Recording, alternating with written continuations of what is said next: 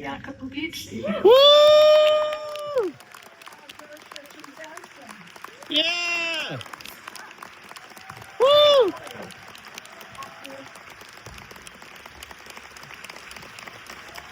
Woo! Woo-hoo!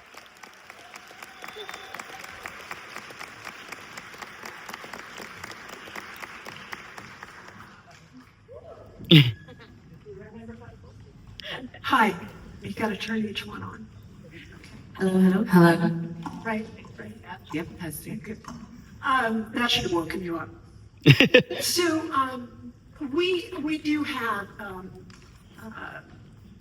a question of invisibility with our role, and it happens, and I'm with a group of people who have designed many films, and we do have this problem with that sometimes our greatest work is invisible, and then we complain about not getting the recognition for it, right? I think about Uncut Gems, right? Bianca designed years ago, a fabulous movie with great costumes, right?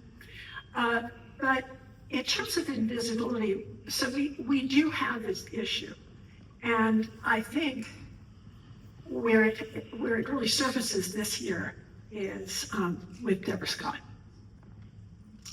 So the other movies that we're here to talk about, Ruth's movie takes place more or less 1931, Mississippi Delta. Kate designed Frankenstein, which is more or less mid-19th century, right? Mid-ish. Yeah. And Gothic romance, right? And Maldosha, it's really, yeah. So, and really, yours, Bianca, is 50s, right? So, but you were designing for, what's the name of that place? Pandora. Oh, yeah. So, really, what I wanted to ask you is, I do have a question right here. I have like an official question for her. It's coming. Students, I do my homework. Okay, here's the question. Many audiences assume the costumes in Avatar are simply generated by visual effects, including professionals think that, you know.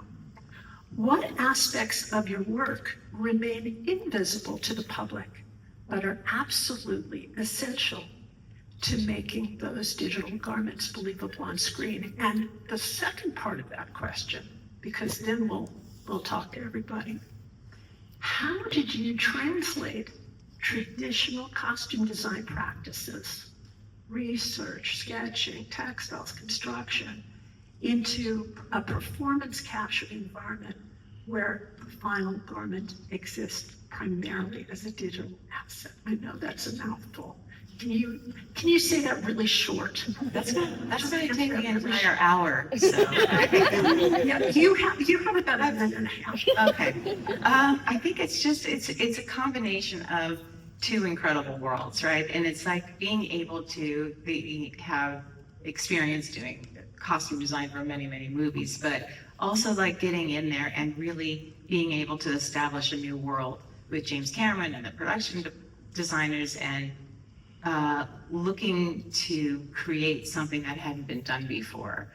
But it's the most beautiful marriage of hands-on, constructed, every garment made in a workshop with people who work beautifully with their hands, and transferring that to the second workshop, which is having a place at the table with the VFX artists, which is a remarkable experience. It's unique to the process, highly supported by obviously the director and our producer. Like, this is a must-have. Like, you have a seat at this table, you get to join with that group of people too. So it was a gift. It's a gift to have the two things come together in an imaginary world where you can basically make stuff up to a certain extent, as long as you stay within the parameters of Jim Cameron's reality, which is very important. Right. Well, and that touches on two other things where we have to know. You never know. Yaka doesn't know. Gosh doesn't know. Kate and Ruth doesn't know. We don't know when we're going to get something like Avatar in the mail, right? Where the agent or the lawyer is going to contact us and say, "Here you go." So really, you were almost first to enter this kind of territory. Yeah, that's pretty interesting because I was called in on the first Avatar to when it became apparent to Jim that the costumes needed to be made. You know, at first I thought, oh, well, like everyone thinks, like the artist can make it a computer. And I think he realized that so incredibly early, and that laid the groundwork for film 2 and film 3 to be even more extensive, to be even more real, because you need those garments in reality so that the artists working on the computer, they had them in front of them to see, to touch, to scan, all the computer crazy magic things, but also to hold. I'm like, oh, that's how that works. They had supporting document of a ton of, testing in water and air and in every situation, bending over so they could get the weight, the movement, the way the costumes attached to the body, just like in real life. So it really speaks to what Deb was saying at the beginning, that we don't look at these, even on a movie this bizarre, like I don't look at these people as being 9 foot tall and blue. To me, they're real people. Everything about them moves and acts and behaves and reacts the same as a garment that you put on a human. Now, you have to. Yeah, have to. That's the imperative. Let's talk a little bit about visual effects, if we can go around. I know there are tons of visual effects on Sinners. Can you talk a little bit about how you interface with visual effects? Yeah, they always say to me, we want to know what you're doing. We're sitting in front of a computer all day. They would come to we were right next door to each other in our workshop, and they would come into the costume department and just see how things were being developed. And as we were working on the surreal montage and putting things on mannequins, they really wanted to see and touch things and be, like Deborah was saying, and sort of be a part of the process, which, is wonderful. Mike Rala, who's also nominated for visual effects, he really loved hearing about the history of the people, and he talks a lot about learning about the Pullman Porter, something he didn't know, and it's nice to interface with artists that have other disciplines outside of yours that connect to yours. It's not like we want to be on our own island doing things and then they receive it. We all want to be a part of the creating and the metamorphosis of how the story rolls out. It's so true, isn't it? I mean, movies are really, the old saying about that the end product is more than the sum of its parts. That's what we want, right? How did you work with visual effects, Kate? This is the first time that I didn't much because, there is an extension of the world and, a beautiful team of artists and painters, and they, extended the world around the ship in the Arctic. But for the first time, because Tamara was building sets in 360, because that had to accommodate Dan's lighting scenario, so everything I was doing was real. So I worked with practical effects, but not visual effects so much on this one. I'm finding it hard to find a moment where we did. Okay, then let me ask you a follow-up question. Did you use any new techniques that you'd never used before on another film? Absolutely. Can you tell us about Well, I always love the process of experimenting when you're trying to find a language, and I think it often comes from as you're generating ideas about what this world is and what the materiality is, what the qualities are that, in this case, Guillermo wanted. And because we'd started this language of playing with, anatomy and cells and fractal patterns, we were sort of reinventing it with every garment and finding a different way to play with that within the color palette. The knitted shawl, which was there for 2 seconds, but that was a big leap in technology. It was we played with these sort of complex patterns, but in the end, it required, I'm going to do a shout out to Alex Grio, who was on my team, spent hours and hours and weeks hand plotting it in. Because the nature of using this as a knitted garment and finding the pattern, if I went, oh, I actually wanted a foot longer, changes everything about, the knitting and the textile. So actually in the end, we were trying to do something that was technically difficult for a machine to knit, a very graphic, complex pattern. That was a new thing. So, Yeah. Somebody once told me that costume designers are addicted to adrenaline. that cortisol level shot, yes. I've always wanted to go wrong a little bit. I'll go because we can be the hero. That's so true. I've never heard it said out loud, but Okay, so just wait. So Malcolm, did you work with visual effects at all? Were there visual effects in the movie? no, I did not. No, this was very, very grounded and very real for my world. But the adrenaline was there. Did you use any new techniques or technology to you? Not really. Well, what I've never used on a movie as such a big part of the language was using latex paint. And that was an unexpected thing in an Elizabethan movie. I did not know this is where we're gonna go. But in the Globe Theater, the Globe players are wearing costumes that are made of raw linen and then painted with latex paint. And I did not know if it was going to work or not, and I was terrified. That was the adrenaline part, because they were all made, and we were, days away from shooting the Globe, and I was like, if this doesn't work, what? Okay, now wait a minute. You didn't test it? Well, I did little samples, but that doesn't mean that it's gonna translate into because we didn't do muslins for them. So it was, we're just both. Okay, students, don't Go big or go home. do that. The thing is, I had to do it myself because if You did it someone yourself? else, yes, if someone else did it and it didn't work, it would be terrible. So I picked the two biggest costumes, which was Ophelia, who's no longer in the movie really, Ophelia and Gertrude, and I did them side by side at the same time, so there was no turning back, and it worked.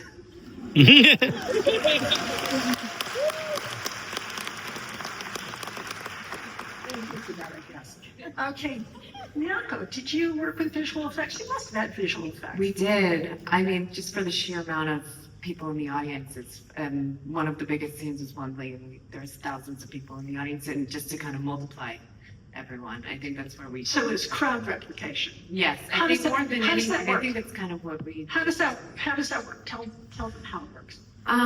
With crowd rep, I mean, visual effects would come to our fittings. They would like to see kind of the people, and depending on the crowd, because we had different types of crowds throughout the film and different types of people to replicate, they wanted to know, who the outfits and how they were all different. And so they would come and take photos, which is also an interesting thing now with actors and AI. And I know that's that whole conversation now of like, can we replicate you as a person and kind of put you in the crowd, and there's 17 of you out there, rather than just one, and how does that work with the acting? But that's kind of mostly how we worked with visual effects. And did you use any techniques or anything? I mean, don't you? Everybody wants to do something new on their next movie. It's just a thing, right?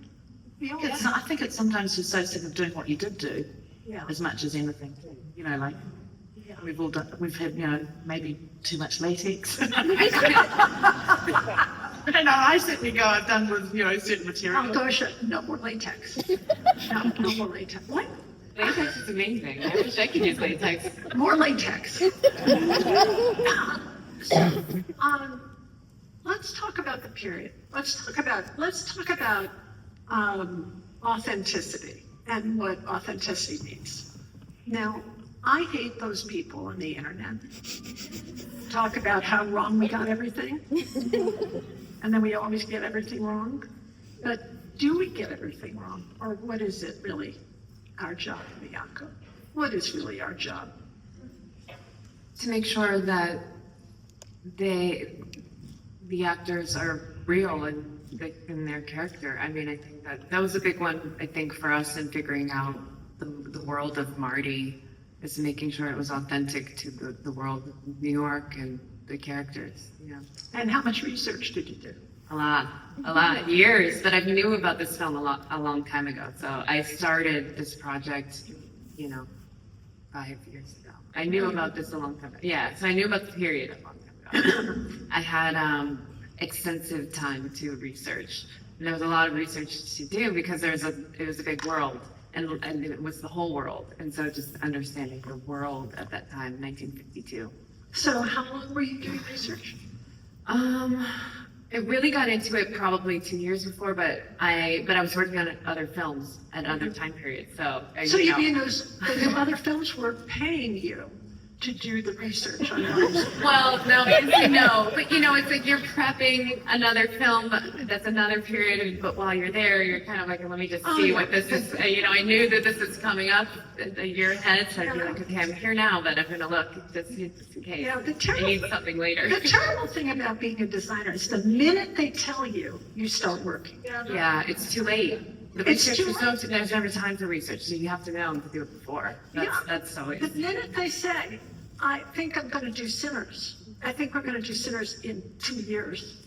No, I didn't have that much time. No, Ryan called me like a month before we started. I started reading books. I like reading books, so I started reading about Jim Crow and the Mississippi Delta. I kind of knew what happened in Clarksdale, Mississippi just before that, and sharecroppers. I like to get into the spirit of the time, but it was fast. Never enough time. I would love to have been reading for years. Okay, how long did you have? Does it count if you read the novel many, many years ago? I mean, like in high school? Yeah. Actually, I was lucky. Sorry, I was really lucky because it's been Guillermo's passion project. And then I think a year out before we started prep, I was invited with Guy Davis, Guillermo's concept designer, and Mike Hill, who is the creature concept designer. And we had 2 weeks with Guillermo just playing around because Guillermo was just trying to explore the language. And it was sort of, Mike had been playing and we were sort of just touching a few things based on the laboratory set and what that might look like. And it was the beginnings of the discussion of what the creature is. And then it went to bed for a while. And then it was, I think, I was out here in August for something else, and it was right, okay, you can come and start in September. But because I'd had that initial thing, I was aware of, the conversations and the direction and change of period and that had been in the back of my mind. But in the meantime, I was turning down jobs, waiting for this one to happen. Yeah, I know that. But listen, but all that time, it was gestating. It was gestating. Absolutely. You're turning it around in your head, right? That's how it is. You're thinking about it the whole time, and you're not being paid for that. No. Yeah. I just think, I can't help it. I can't help it. But you know what? I feel like it never goes to waste. Like, even if it doesn't happen, you already have that. So that just makes you richer without the money part. Yes, Malgosia, somebody once said to me, you would do this job for free, wouldn't you? Well, this is the thing. I still don't say it out loud. Say, no, I won't. No, I won't. It feels like this is I know. It's so true. You also designed train dreams. Woo! I actually am in train dreams also. Yeah. Where are you in train? I am mad with pumpkin. I am in a costume with a giant mustache. Also did not get paid for that. Wait, you should be getting residuals for that for sure. Okay, man with pumpkin with a mustache. Okay, I'm going to go back and look at that. So now I think, now that's also nominated for Best Picture, Best Song, Best Adapted Screenplay, and Best Cinematography. Woo! But you were not nominated for Train Dreams. I am not greedy. Now wait a minute. I was thinking maybe we should talk about Paul Mescal. Who designed movies with Paul Mescal this year? You, Yeah. I mean, not this year, but yeah. did you both design movies with Paul Mescal? And what movie did you design? The history of sound. Yeah. Woo. Okay, so what's the deal on Paul Mescal? What do you want to know? I want to know, how is he? What was he like to work with? Exactly how you wish he was. Exactly that. He's great. Yeah. He's great. Okay, you're gonna tell me later. No, it's Okay, you both design movies, and I think that, did The History of Sound come out in 25 also? Mm-hmm. yes, it did. Yeah, Mhm. wow, you're busy. All right, and you're really not gonna say anything about Paul Mescal? Like, there's nothing to say except he's wonderful. Yeah, he's a wonderful human being, and I you know, he's great to work with. Because they were both period pictures. Can you tell me how you prepare your fitting room? So Paul Mescal is gonna come in. He's gonna come in, you both have worked with him recently. What do you have in the fitting room waiting for him? I'm gonna start because there's a little tiny story which is very charming. Okay, excellent. Excellent. So I have sketches, we have plans. On this one we have like moss and rocks and things to just kind of bring a little bit of the forest in. We always have music. In the fitting room. Mhm. Okay. Sometimes actors send us music to begin with, so we try to build that in. Do you have music in the fitting room? Guillermo does. Ruth, do you have music in the fitting room? I tried that once. I kind of felt a little distracted. So it starts with the blues music playing and then it kind of fades off. I try to follow, like, if it is distracting, we turn it off, but like usually, especially with something in the period, it's just to get into that, get into that zone. But I also always have sweets. And Paul came into the very first fitting, and this was the first time that we met actually, and so it was like a serious, deep conversation immediately. And I forget what the line was that he was saying, but it was something incredibly deep and serious. And then at the same time as he was saying that, he grabbed a giant piece of chocolate and then, and I was like, you are the perfect man. It was just so charming and so unexpected. Okay. But did you check his hands before he put on the clothes? Well, the thing is, the clothes were always stained with ink, so a little chocolate wouldn't. I see. Thank you for that. Bianco.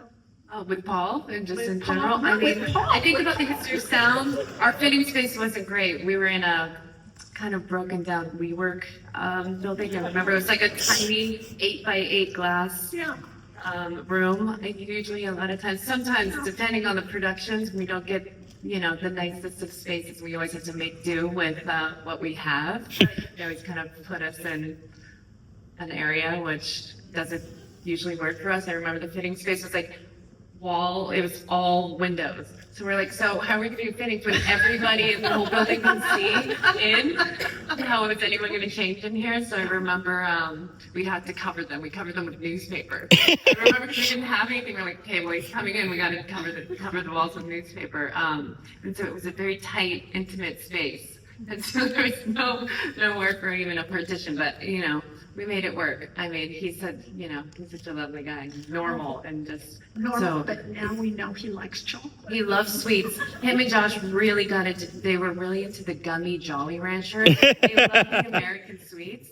So I remember that's something they always had. And they were just like chewing their heads. They both loved I think this sweets, is an important note for our international live streaming audience. It's a budget line. It's a budget line. Yeah. I do think so. All right. So, Ruth, how many clothes did you actually rent, buy, make, dress? How many? We're going to do a how many. How many? How many question? How many? It's clothes? really hard to quantify how many.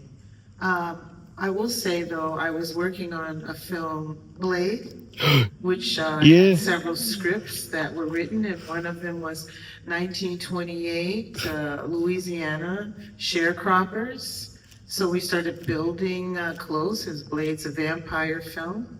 We knew we couldn't get blood on vintage clothes. You know, you pay dearly for that when it's time to return them. So we went and used a lot of the antiques, and we made costumes from those prototypes, and we made multiples on Blade. Now, I'm not talking about Sinners. Then the movie shut down after the strikes and everything. And shortly after that, Ryan called me and said, I have a movie that's period 1931, Mississippi sharecropper. And I said, oh. And then Marvel called and said, how can we get rid of these costumes from Blade? And I said, well, I know someone who's designing a period piece. He said, who? I said, me. And I call for 25 cents on the dollar. Woo! Yeah! So I pride myself in doing the research of the people, like you said in your introduction, that I love the story of the South and the Great Migration, and I delve deep into that, and I really, you'd be surprised how denim has changed.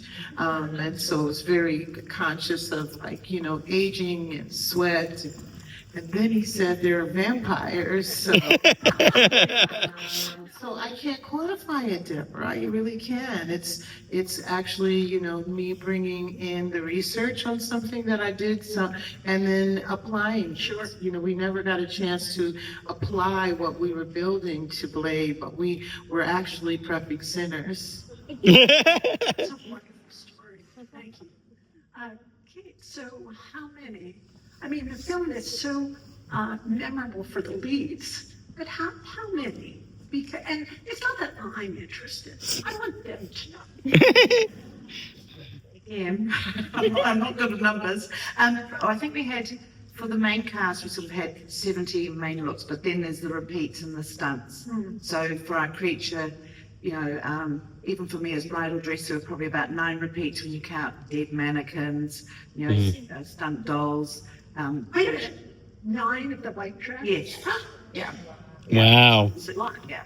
So it changes the fabric that you're ordering because quantities come into it. So, and there were, with Gemma, there's mud, blood, snow, water, endless amounts of that. So we're always having to factor that in, although still doing, like Ruth, a period piece. And then the biggest thing was, this is a classic conversation that you have at the beginning with producers. It's like, so we're setting it in the 1850s. Oh, there's lots of stuff in the 1850s. And I said, this is because you've been watching everything from Little Dorrit in 1940 to, and it's just not out there anymore. The stock's, for hire and that. And then, of course, on top of that, we're trying to build Guillermo's unique world and his vision and his color palette. Yes. So we ended up building a huge amount of the background.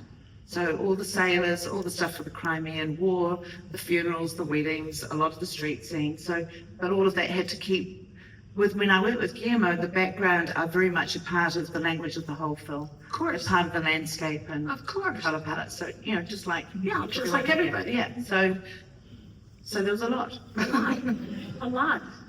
How many of those things did you build for Theodore? Well, my people tell me, because I lost count, but I think it's a close to about 2,000 now, honestly. Oh my God. And not for the, you can count up all the main people and all that, but we also make costumes at least partial for background. And there's a lot of background in the film. And I think that's one of the places where, if we could improve going forward, that you get a tremendous amount of resolution from the VFX team for the main people, which is what, and they also have something absolute to ascribe to. It's like, here's the garment, make it look as good in your world as it does standing here looking at it with my eyes. So that's where it translates really simply. But it kind of drops off. So you go like, if you have someone like, it's the same thing as when the tile people, the people further away get less attention. So that can be kind of frustrating because you might have made 16 things and But I also think I really, when I was listening to the questions about the fitting room, and I think on these films, the fitting room is so, it's like, oh, wow, yeah, I forgot about having like a real 9 foot tall blue person come in and put this on. So. Wait, how does that work? It works in two ways. I mean, we made all the clothing to be human scale, so that if Jim wanted to put something on a human to move around and see how it draped or how it hung or how the weight was, we could do that. But the fitting room is really in the virtual space. And so that's where it's really unique and different. And it was a learning curve for everyone, because the VFX artists aren't used to having someone sit at the table with them. So the first thing we started with is proportion, because they had to take my garment made for a human and we had to translate it to a 9 foot tall blue person. So that's the first thing you do. It's like, okay, how are we going to do that? And then it's sitting in a Zoom call for the most part. Sometimes we'd be in the room together, but with, 8 or 9 men, never a female, almost never. And Visual effect. and then start from scratch, But again, it would be quite often where I would go, well, who's doing this piece? Which one of your team? And I'd say, okay, Florian, get him the piece, put it in front of him, and let's talk about it. So it was, and it takes a long time, really long time. So the fitting process isn't as kind of glamorous. There's no sweets or Music. There's just Jim Cameron. he's usually not there for that. He gets to see the more the work in progress, as it's getting toward a final, and you just like hold your, hope he likes it. We don't even have time to talk about collaboration because we're almost up to questions. But I do want to ask the number question, because you were saying, Malgosia, how one of Gertrude or Ophelia was ultimately cut from the film. Because we do over prepare, right? And the numbers do count because we fit so many people. How many people did you fit on your biggest day? So our film was quite intimate. So we built, for the main cast, we built everything from scratch, but it's not that much. It's like, yes, we had some multiples, but it wasn't crazy amounts. We had 350 extras at the Globe, and then we had 150 scattered around the other scenes. And what was really leisurely, and I'm so grateful for it, is that we started fitting them at the very beginning and we shot the Globe at the end. So we had time to actually make them feel real. And if we needed, these were mostly rentals, but if we needed to make additional hats or partlets or anything, we had time to do that. And we could age them and we could really actually make them feel real. But it was definitely under 1,000 all in all, for the whole movie. Wow. Like, Wow. I don't know, was it 750 maybe? Yeah. I didn't do the laundry. I wasn't writing up the laundry. We also didn't do that much laundry. And everybody was wearing the same clothes. How many of those red dresses did you make? I think we only had, so it almost seems like she's wearing one dress for a whole. For Jessie Buckley. Yeah, but it's actually, there's slightly different dresses that, first you switch out the sleeves, then you switch out the bodice, so they do switch gradually. And she had 2 or 3 of each of the combos, so not that much. Yeah. Bianca, I did want to ask you about Timothée Chalamet's transformation. Right. Yes. We're all From a complete unknown. When I first met him, he was Right. Bob Dylan. So it was interesting. My first Yeah. few fittings were tough. I was like, he looks like Bob Dylan, but like I had to cut his head off for Yeah, some of the pictures because I was like, I just- can't visualize him Can you as just Marty yet. Yeah, can you just talk a little bit about that? Yeah, I mean, of course. He had just come off of a complete unknown. And so there's another thing when we work with actors, sometimes they come in, they're not yet fully immersed in the film. And so And I was lucky to be able to start with him a few months before he had just finished, but I wanted to see him early because I had the chance to. I knew that we didn't have enough prep time, so I was like, I want to kind of get after this early. So I asked the producers, I was like, can I see him as soon as possible, just to kind of start wrapping my head around him. And so I came out and I fit him. But and that was really helpful because we were able to just kind of start seeing kind of what, I mean, he does have the body shape where he fits into this period really well. Everything looks great on him. And it's based on a life of a real person. And it is based off a real person, Marty Reisman, who, was loosely, I use him loosely for inspiration in terms of how he dressed, but there's a lot of photos of him when he was younger playing table tennis, so I was able to kind of use those photos as reference.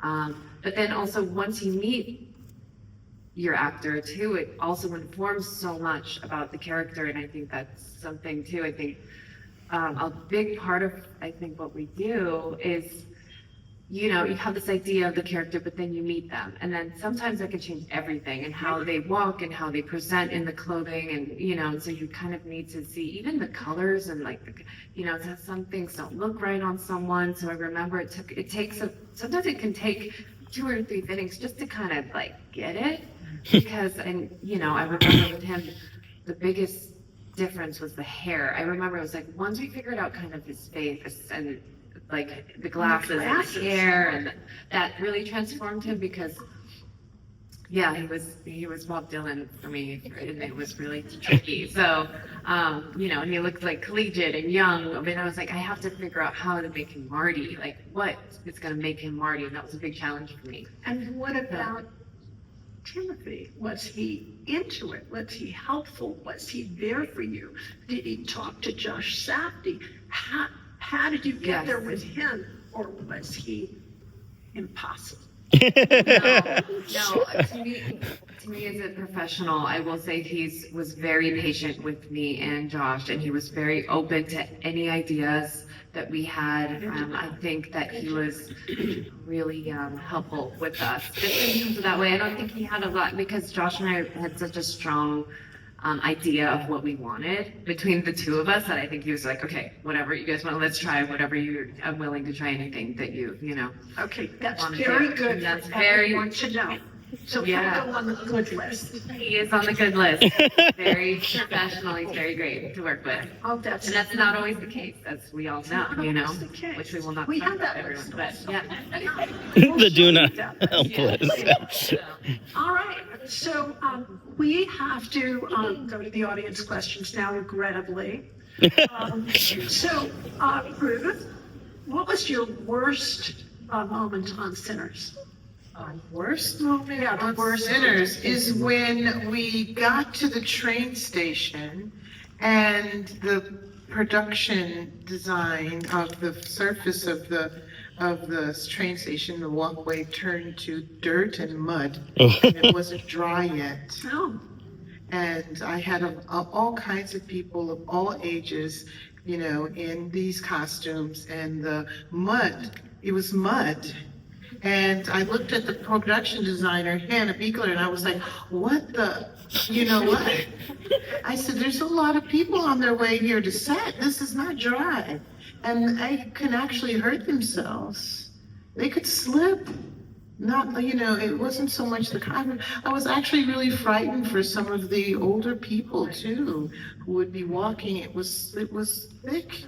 And so she immediately got some of her people to move it around, so it just didn't dry in time. I don't know if it rained that morning, but it was just that is scary. it was scary, and everyone was dressed to travel. I didn't want everyone slopping around in mud. And the And shoes. I would say that was really, really hard for me. Okay, what was the worst moment on Frankenstein? I don't know if I'd define it as worst, but just a series of little things. One of the most memorable moments is just we'd had there was the actor strike and the writer strike, so we ended up with everyone truncating in 1 week before Christmas, and then Gemma said, let's do a camera test. So I pushed Mia on with half bodice, 1 sleeve, Ugg boots and a petticoat. Highlander Christoph Waltz went on with literally a Peter Cushing vampire cloak. Reaching for the dress-up box going, put that on. Someone was wearing jeans, and Gemma was going, this is great. I'm there right now. And we're going, is anyone going to see this? Quick sewing, everyone was sewing as we were going. So, but it's not always, it's just what happens. And it's that thing of, no matter how much prep, it's as the train leaves the station. And Gemma gives us a lot of time. Yeah. But as the train leaves the station, there's an improvisation that happens. Oh, with everything. Everybody. So, yeah. But Renee will remind me there was a month of tears somewhere where we had battlefields brought forward and all of that, and we were having to get things In the schedule. Yeah. So in what was 3 months went down to 6 weeks, and then that's a huge impact on crew and time, as well as reaching the daily schedule. Really, Kate, it's all over now. Deborah, talking about it being all over now. What was the worst moment on Avatar? That's a very interesting question for me, because I have to say, I think my worst then turned into my best.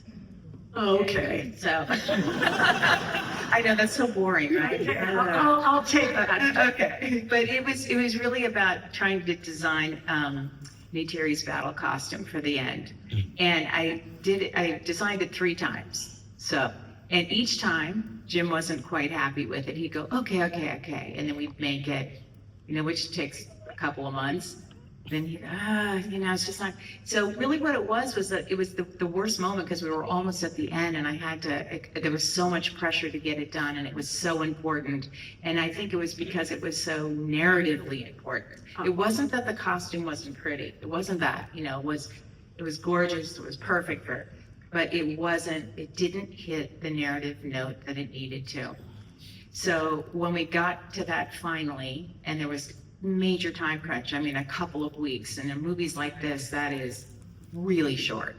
So I had to redesign it, get all the texture pieces together, and start building it, really from scratch almost.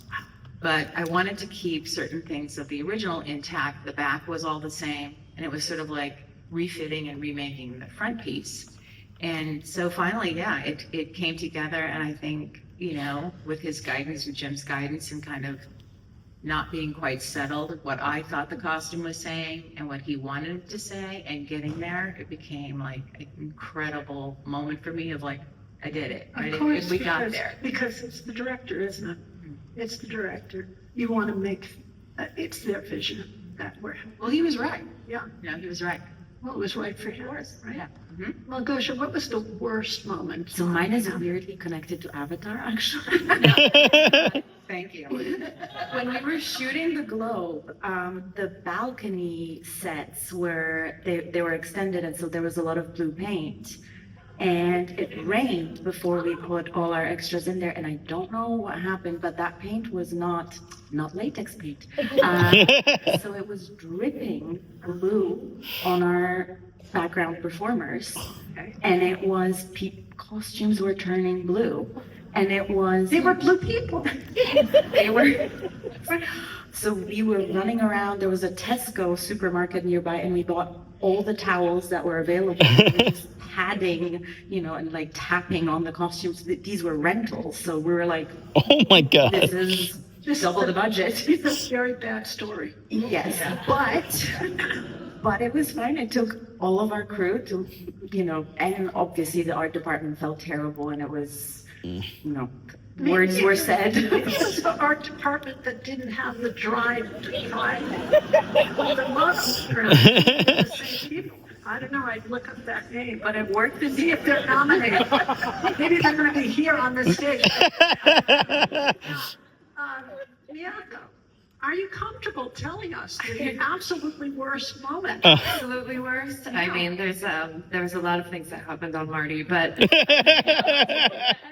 every film, not that there was many bad things that happened. I think it's all a learning curve, but I think there was a moment in production when, you realize that you're turning over thousands of costumes. And I remember in our team, we were like, okay, how are we going to, and we had so much, everyone's like, you have so much clothes. I mean, and that's the producers, they're like, you have so much. But when you think about the shoot schedule, and if we were shooting Wembley, and remember, and so there was thousands, all of the clothes were being worn on people, but then we had to do fittings. We were doing fittings every day, Of course. for the following weeks. And so then we kind of kept running out of clothes. And I remember there's this moment where we're like, okay, all the costumes are on these, it takes them about a week to kind of get everything off, and you want to replenish it, even shoes, like running out of shoes. So there's this moment that we're like, how are we going to do this when we have thousands of people, we're dressing people for next week, but then we have to we're figuring out week after that, and we don't have clothes for like that second week. And so, and it was like one of those moments where like, how are we going to do this? So, But you did it. but we did it. We figured it out. You always find a way, but that was a big But all moment of you for us. did it. All of Yeah. you did it. And that's really when I say the worst moment, it's because it's all overcome.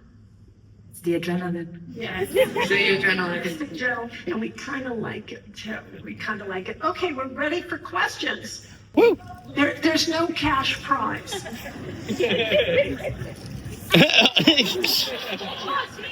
Oh, did you just run to the mic? She did. Okay, just dip it down a little bit. Please introduce yourself. And I'm going to have to cut you out a little bit because we're supposed to be done by 11 because, they have to put on their makeup this afternoon for tomorrow. So what is your question and who are you first? Okay, hello, I'm Jackie Lopez. I'm a fashion student at SMC, and I have a question for Kate, my favorite costume. So Kate, in the Art of Costume podcast, you mentioned that when you met Guillermo del Toro, he went to your bookshelf and was like, okay, we can work together. Can you share with the audience some of the titles of those books that spoke to you or stood out to you? Absolutely. I had Joel Peter Whitcomb because I was a bit obsessed with that being a younger art student. Then I had Goya in all forms of death and decay. And then I had the Chapman brothers in all forms of death and decay. I had Caspar David Friedrich, and I had Fuseli, another death and decay thing. And then I had Umberto Eco's The Importance of Ugliness on my bookshelf. See, we have common language as well. And the list goes on, and also I had a background in opera, so he didn't even look at my drawings. He looked at that and understood that, and he said, we have a common language. And just to add to that, he said to me, when you work with someone, and we were sharing this together the other day with Miyako, it's a chemistry with a director, and if you can have that and a shared language, that's the most, for me, one of the most important things. Yes. And Thank you so much. thank you very much. Next. Who are you and what's your question? Hello, I'm Layla Simone. I'm a UCLA MFA student. My question is, as costume designers, we learn something new, some very hard lessons per project that we go on to. Yes. So some of those can be resolved with questions that you asked earlier. So what are some new questions from these projects that you will take into your future projects? Good question. Good question, Layla. Where's the answer? What's something new after all these years? Is it still new? Why are they here? What makes this special? And that's not a new question, though. What's a new question? I can't answer that. Yeah. Anybody? Mine was how to balance the period that is very, widely known with the emotional value of a tiny story, and how to not overwhelm it, but also how do you do that? Like, I don't know if I answered that for myself, but I think that's the first time that I was asking it consciously.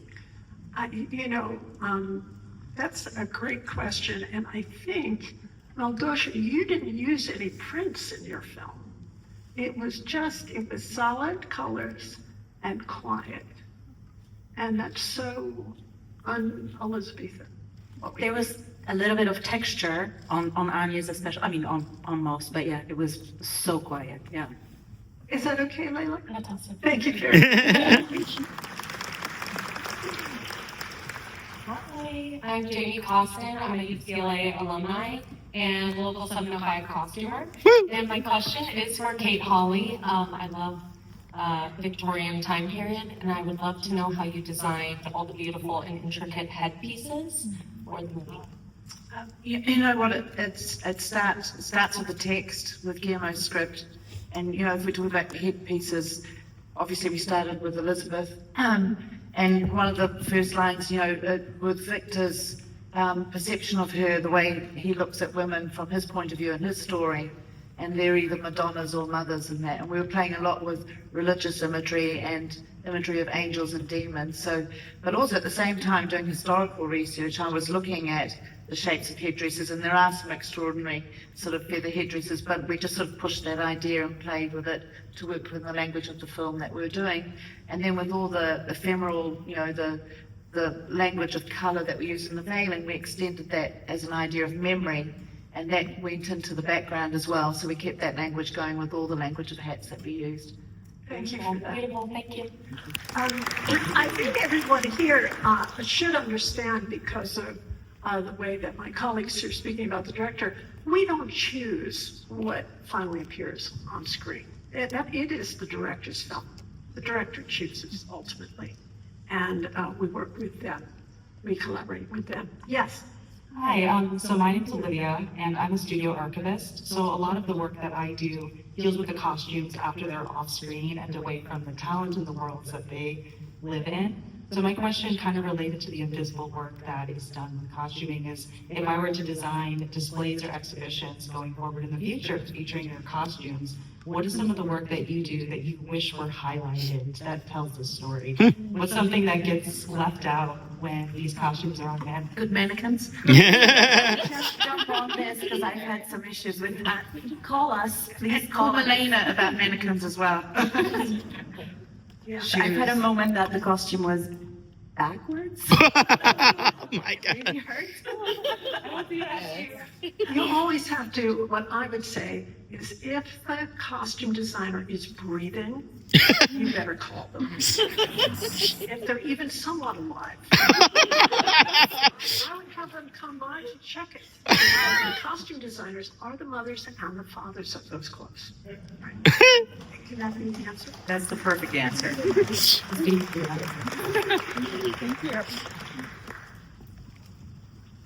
Hi, I'm Joey. I'm a film archivist and a big fan of Marty Supreme.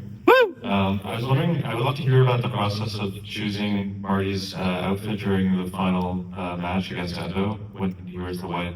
I would love to hear about how you came to that one. So there was this photo series that I saw of the real Marty Reisman, and I took inspiration from that. And it was, I think it was there were stills, but within the stills I saw that he was like derobing throughout the match, and I really loved that. And I remember talking to Josh about how much I loved the idea of like him peeling off his, you know, he's getting more into it, and taking the tie off and that being part of the scene. And so that was something that we wanted to integrate somewhere, but we couldn't do it during Wembley. So we were like, okay, at the very end, I think this is a good time. And that outfit, I remember, I was one that was cut before, and I was like, we had a bit of time because we had wrapped Marty, and we had about a month in between, and then we went to Japan for a month. So I remember the holiday break, Josh and I were talking about, okay, this final outfit, you know, we have this look, like, what is it going to be? Nothing's finalized, as everyone knows, until the very end, and especially depending on the filmmaker too that you're working with, everything can change even right before we start rolling. So, you know, the conversation is always continuing. And so with Josh, we're like, okay, what is that outfit, you know? And that's when we decided when we were in Japan. Yeah. And you had it on the hanger. That was ready. It was ready. No, but that one I knew, and I was like, Josh, we have to do this one. I've been wanting to use it, and we didn't get a chance to put it anywhere else. So It's great. It was Thank perfect. you. Thank Thank you. Yes.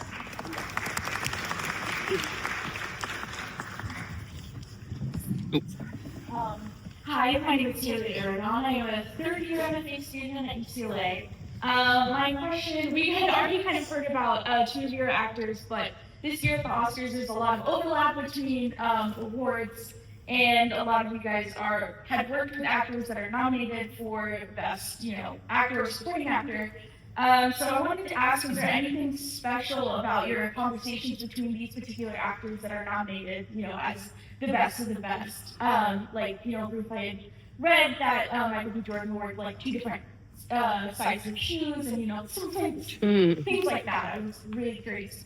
He keeps saying that.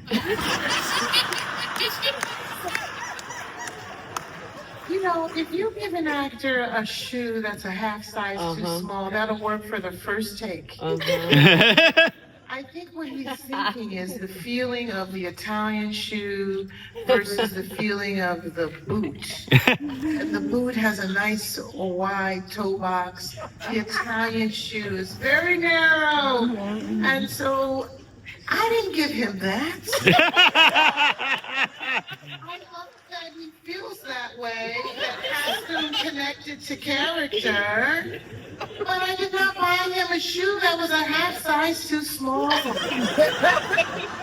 I love that he played his own twin. Oh, yeah. And I love that he found things about his costume that worked for him being in character, especially with the shoes. But it was also the language of his suit and the way it wore and the person he was when he was Smoke, and he was every man, and he was a working class kind of a guy, and then he was Stack, and he was more tailored in Italian style. And he probably walked around and said, "This shoe feels like it's out.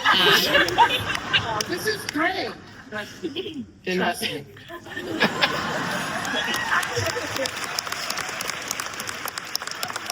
We're setting the record straight. Okay, Rachel. Hi, I'm Rachel Guillaume. I'm a costume design student at UCLA. My question is kind of a continuation of the last question. I didn't know Taylor was going to take my question. It was for Ruth and about the twins, like playing the twins. What distinct differences did you intentionally put in there, which is kind of sad? And then what differences were unintentional, and how did your collaboration with Michael affect those distinctions? Michael, we transformed the fitting room. We transformed the fitting room into a blues juke joint-y feel, because we go into these spaces that are not designed for the movie, and we try to create a space that when they walk in, they're in the world of it. And so we have sketches, we have lots of blues men on the walls, and I divided the fitting room between red and blue. As Brian said, I want Stack to be red, I want Smoke to be blue, and it was hard to take a modern concept and put it into a period one. And so we just kind of explored it together. And Michael is very instinctual with his character, and you can kind of see him thinking about things as we're putting on clothes together. I mean, we are actually, developing one character first. So I'm not sure, I don't remember if it was the blue side or the red side, but he would tell me little ways he was going to carry himself. And Ryan Coogler walked in as he was putting the red hat on and just flipped out and loved it. We go through that process. I mean, we've all talked about them coming back several times before you really kind of get into the groove. It's a discovery process. It's a transformation process that takes time. A lot of times, I guess, people think that you come into the fitting room once, the male character emerges, and that's not always true. It's a process. Sometimes it doesn't really even emerge until you see the camera test. Camera test is like the whole movie in one day. But you see things on camera, you see the lighting, you start to see how the magic begins. And until it goes to screen, you have the opportunity to tweak it. And So with Michael, he was developing his character as we were developing all the little nuances of a pocket watch and, all of the things that he would carry as each character. We had to hide knives, we had to hide guns and all kinds of things under the costumes at different times. Thank you, Ruth. Thank you, Rachel. It's true that sometimes when you see the film, it's a revelation, and you're surprised, and sometimes you're happily surprised. Yes, I think we can just do the three. We can go over a little bit, yes, but but we have to end pretty soon. Hi, my name is Galen Reevely. I'm a UCLA alumni. Thank you all so much for being here. Many actors have attributed finding their character in the moment in the fitting, whether that be shoes or a particular garment or the way that something was worn. I was curious if you could tell us where you found that connection with your actor and if there was a particular garment that helped them bring it to life. How about if, does it matter if the actor is going to turn into a very, very tall blue person? Okay, Deborah. That's a really good question for me because it's so unique to this process of making these movies. And I think the really gift of it is that, a lot of times when you're doing live action, and we had a lot of live action, of course, and it sort of gets pushed to the side, but that you design the costume and then the actor acts it. So there's a lot of work you have to do before they get into that costume and in front of the camera. And then you're sort of done. There's a moment where you've made those decisions and you have to kind of stick to it.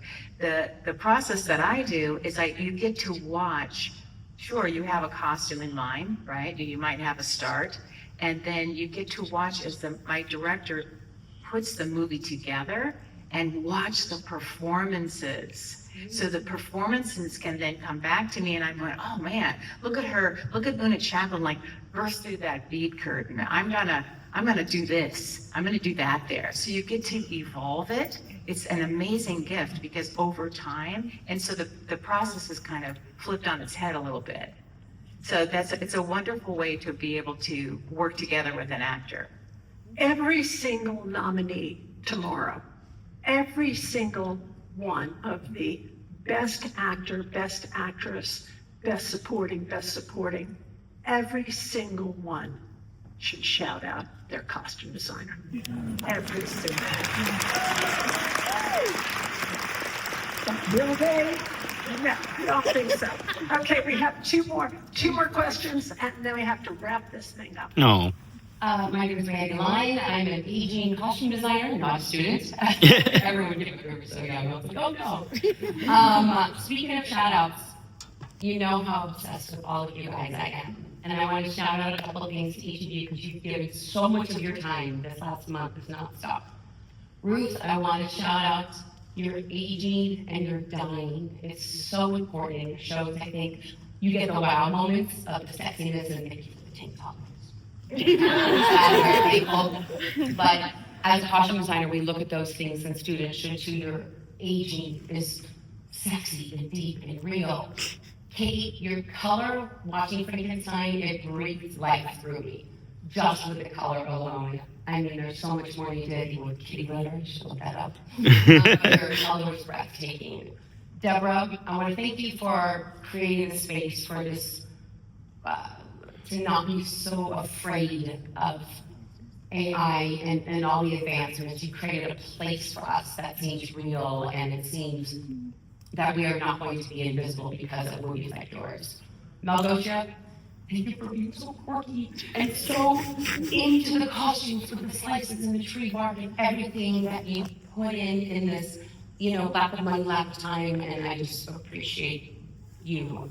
And I don't really know you. What you do in Uncut Gems and Marty Supreme, you take a period and somehow it still resonates modern to people. It gets the young and it still gets them to think it's cool, even though if you ask them what was it like back then, they had no clue. But somehow you put a relevance in your period films that still resonates with so many people. So Thank you, Wendy. You saved me a lot of time. Okay, Two more quick questions. So quick, so quick. So quick. That's amazing. That was so. Thank you, Mindy. That was so beautiful and so true. My question is about filming on location. Oh, I'm Claire. I'm a costume designer. I'm new to LA. But so many of these films take place all over the world and were shot all over the world, sometimes in places that aren't even the place you're trying to talk about. But how does being sent all over the world to all these new places impact your process, your team, even your creativity? That question is too long Okay. for 2 minutes. Where did you shoot Sinners? New Orleans. Where did you shoot Frankenstein? Toronto, Iceland, Northern Ontario, Edinburgh, Scotland, Highlands. Oh my God. Okay, not enough. Where did you shoot Avatar? Los Angeles and New Zealand. Where did you shoot Hamlet? London. Where did you shoot Marty Supreme? New York and Japan. Okay, they had to schlep all over the world. Thank you. Last question. Woo! Hi, thank you for this opportunity to ask for the first question. So I'm Veronica, I'm from Santa Monica. I'm so sorry, I can't hear you. You cannot hear me? You have to speak up. Okay, thank you. Thank you for giving me last questions. My name is Veronica. I'm from SMC student. And my question to Deborah, when I watched this movie, Avatar, which one is like we watched many times, and from film perspective, honestly, you watch this movie over and over again, but the thing that fascinated my mind, and because I was studying ethnic fashion with Lori Ives, my professor, and I got deep to these ethnic tribes, and it gives me a vibe that inspiration was from indigenous people and like African tribes and indigenous people. So I just want to ask, what was your inspiration? Good question. That's really good. And I think it's the same as everyone. I mean, the inspiration comes from, you do deep research. And even though these are made up worlds, it's like, it's more important to even then do the research so you have a true line, right? So the ability to research now is so enhanced with the internet and the ability to reach out to people. But an incredible amount of research of indigenous peoples all over the world. And that way you find sort of the true things that happen in each of these people's world, and a lot of research into the natural world.